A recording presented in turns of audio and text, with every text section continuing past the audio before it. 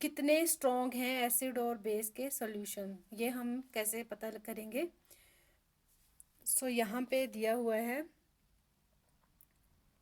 We know how acid base indicator can be use to distinguish between acid and a base. हम indicator से तो acid base indicator जो होता है उससे तो हम पता लगा सकते हैं कि कौन सा एसिड है और कौन सा बेस है। We have also learned in previous section about dilution and decrease in concentration of hydrogen and hydroxide ion in the solution।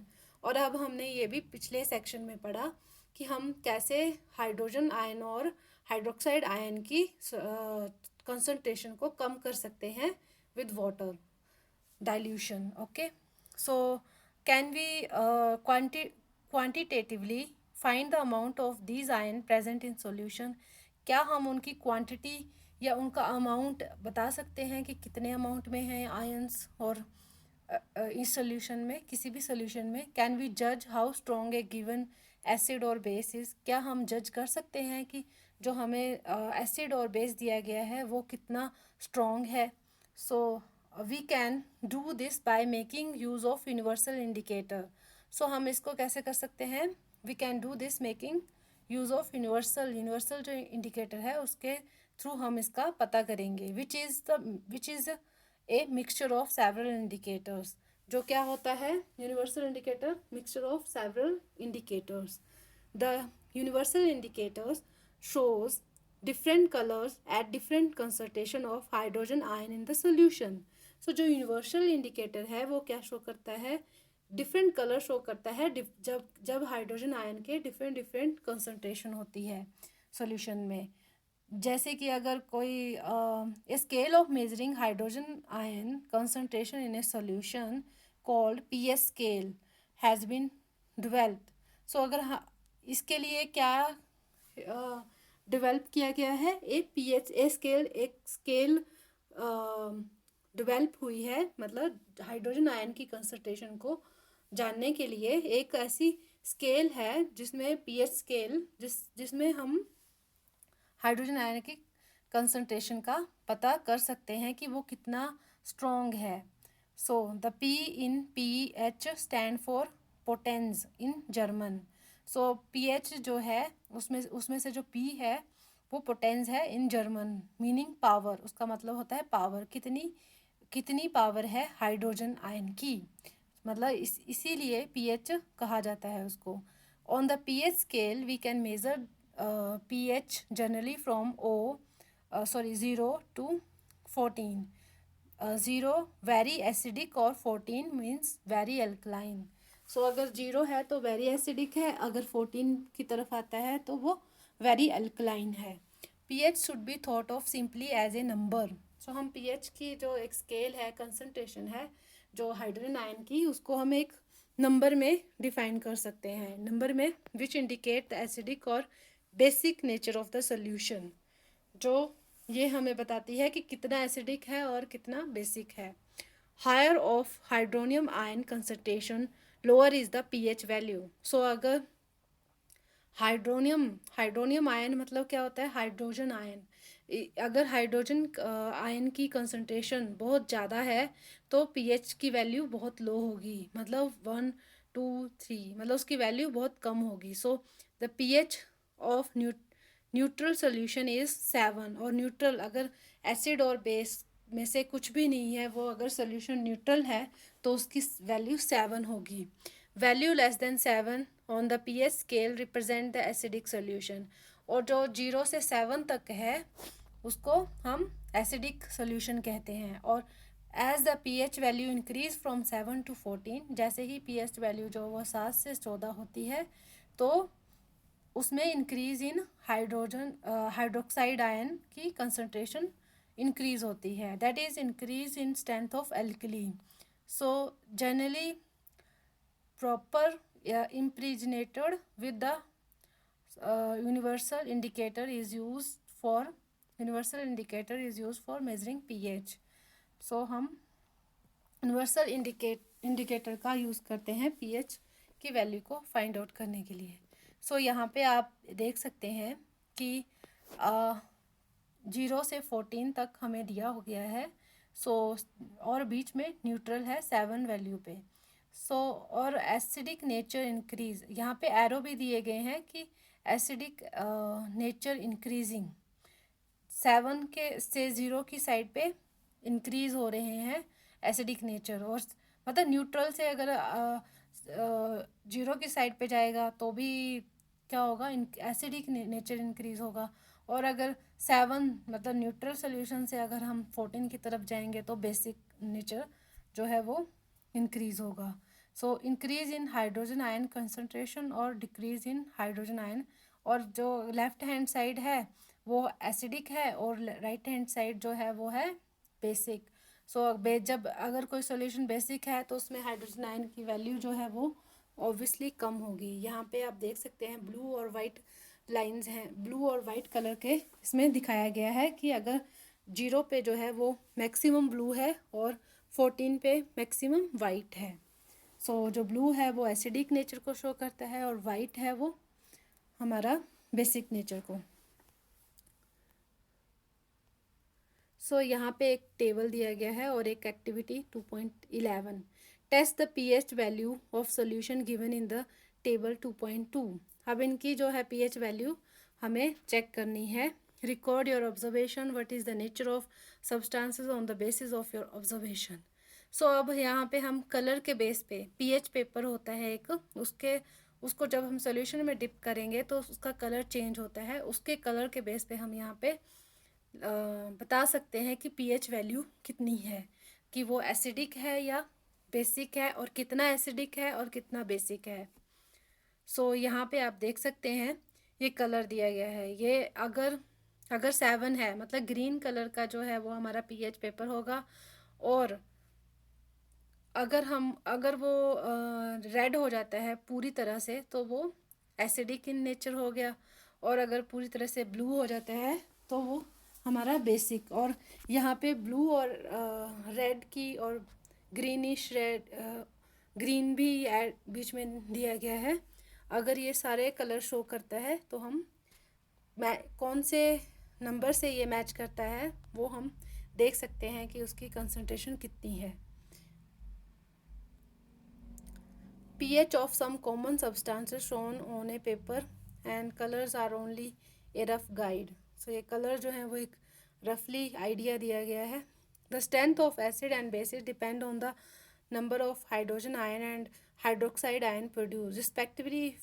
if we take hydrochloric acid and acetic acid of some concentration, say 1 molar, then these produce different amount of hydrogen ion. अगर हम hydrochloric acid लेते हैं और एक दूसरा जो सबसे weak acid होता है वो एसिटिक एसिड, अगर हम ये दोनों एसिड लेते हैं, एक स्ट्रॉन्ग और एक वीक, तो हम चेक कर सकते हैं कि कितनी उनकी कलर डिफरेंस आएगा उनका। जब हम चेक करेंगे तो हाइड्रोजन आयन्स जो हैं वो उनकी कंसंट्रेशन अलग अलग होगी। Acid that give rise to more hydrogen ion are said to be strong acid and acid that give less hydrogen ion are said to be weak acid। Can you now say that weak and strong bases are what?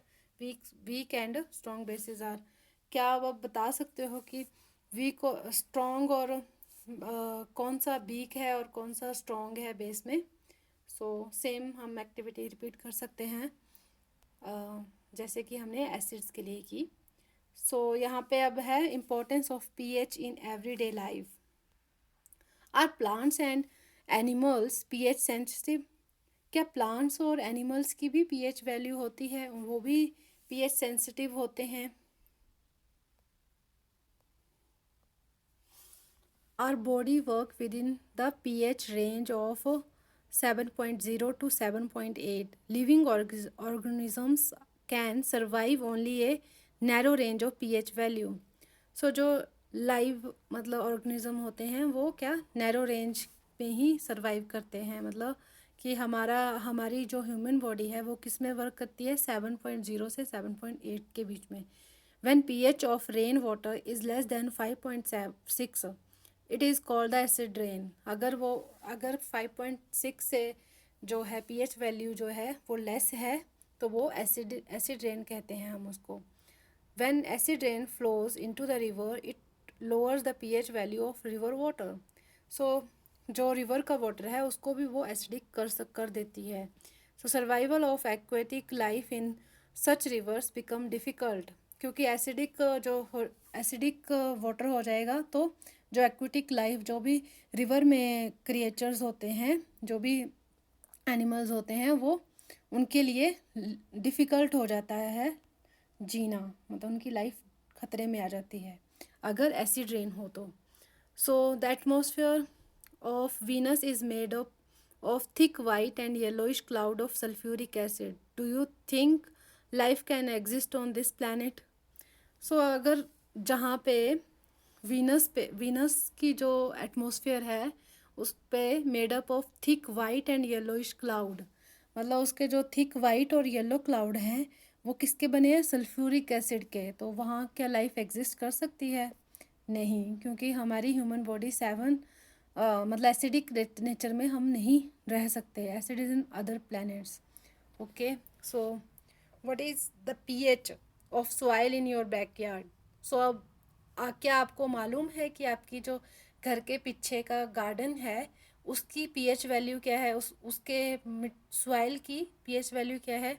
So plant require a specific pH range for their healthy growth. So plants को भी एक specific range चाहिए होती है जिसमें वो survive करते हैं और ग्रो करते हैं.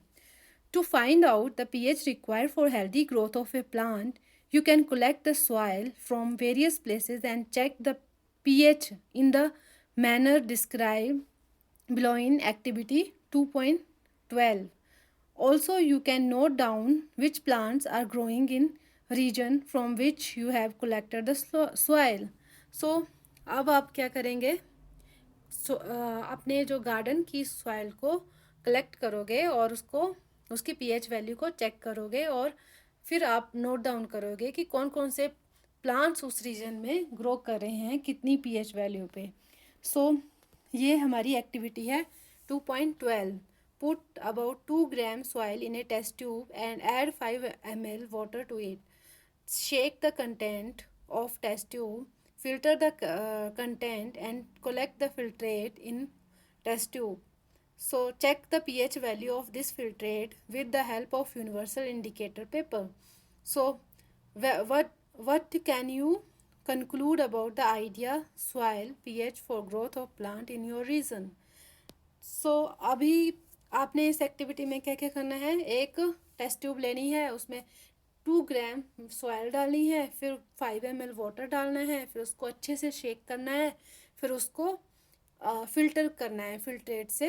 सो जब फिल्ट्रेट जो हमारा फ़िल्टर किया हुआ जो वाटर होगा उसको हम यूनिवर्सल इंडिकेटर पेपर से पीएच वैल्यू चेक करेंगे. फिर हम बताएंगे कि हमारे जो पीएच वैल्यू है हमारी जो गार्डन की सॉइल की वो कितनी है और उसमें क्या क्या प्लांट्स ग्रो कर सकते हैं और क्या क्या प्लांट्स ग्रो किए हुए हैं. PH in our digestive system. अब पीएच वैल्यू जो है वो हमारे डाइजेस्टिव सिस्टम के लिए भी ज़रूरी है. So it is very interesting to note that our stomach produce hydrochloric acid. So ये बहुत ही इंटरेस्टिंग बात है कि हमारा जो अंदर स्टोमक है वो भी क्या करता है? हाइड्रोक्लोरिक एसिड प्रोड्यूस करता है. It helps in digestion of food without harming the stomach.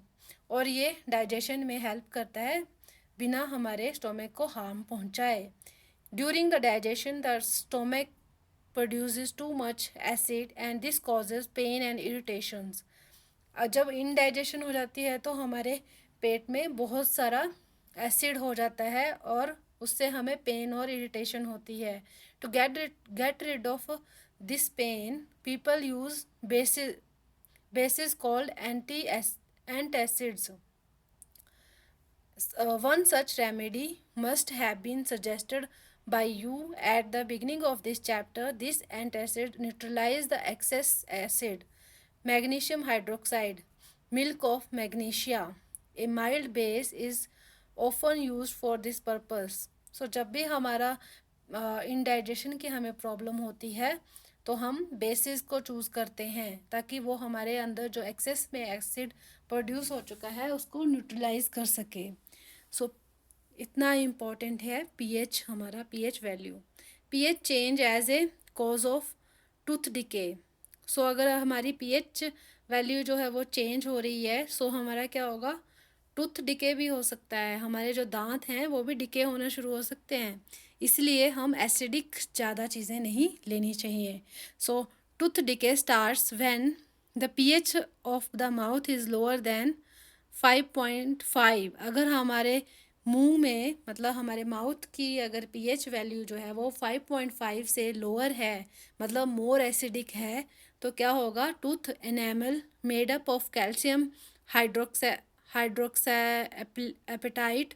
सो क्या होता है, एक crystalline form of calcium phosphate, मतलब जो हमारे कैल्शियम फॉस्फेट के जो दांत बने होते हैं naturally, is hardest substance in the body. और ये हमारे सबसे हार्डेस्ट सब्सटेंस हैं पूरी बॉडी में। It does not dissolve in water, ये वाटर में नहीं डिज़ोल्व होते हैं, but is corroded when the pH in the mouth is below 5.5। जब पीएच वैल्यू जो है वो 5.5 से लो हो जाती है, मतलब एसिडिक हो जाता है हमारे मुंह का जो वो है पीएच वैल्यू, तो वो दांत जो हैं हमारे वो कोरोडेड होना शुरू हो जाते हैं। So bacteria present in mouth produces acid. So जो हमारे मुंह में बैक्टीरिया होते हैं वो क्या प्रोड्यूस करते हैं, acids, by degradation of sugar and food particle remaining in the mouth after eating. जो अगर हम ब्रश ना करें तो हमारे मुंह में खाना चिपका रहता है, और उस फूड और शुगर की हेल्प से वो हमारे जो दांत हैं उनको डिग्रेड करना शुरू कर देते हैं। The best way to prevent this is to clean the mouth after eating food. So सबसे अच्छा तरीका क्या होता है, तभी तो कहते हैं ना कि खाने के बाद मुंह को साफ जरूर करना चाहिए, मतलब कुल्ली वगैरह ज़रूर करनी चाहिए, वरना आपके दांत खराब हो सकते हैं। Using toothpaste which are generally basic for cleaning the teeth can neutralise the excess acid and prevent tooth decay. So जो भी हम टूथपेस्ट यूज़ करते हैं वो बेसिक नेचर के होने चाहिए, ताकि वो अगर हमारे मुंह में एक्सेस एसिड हो तो उसको वो न्यूट्रलाइज कर सके और हमारा टूथ डिके होने से बचा सके। Self defence bye animal and plant through chemical warfare. So, have you ever been stung by honey bee? क्या आपको किसी हनी बी ने कभी काटा है, कभी किसी जो एक मधुमक्खी होती है ना उसने कभी आपको काटा है? सो आई थिंक सबको काटा होता है, वो तो बहुत कॉमन हमारे एरिया में घूमती रहती हैं। So bee sting leaves an acid which causes pain and irritation. So जो बी का, जो उस मधुमक्खी का डंक होता है ना, वो उसके अंदर एसिड होता है जो हमें पेन और इरिटेशन क्रिएट करता है। तो जब वो हमें काटती है तो हमें बहुत ज़्यादा पेन होता है और इरिटेशन भी होती है।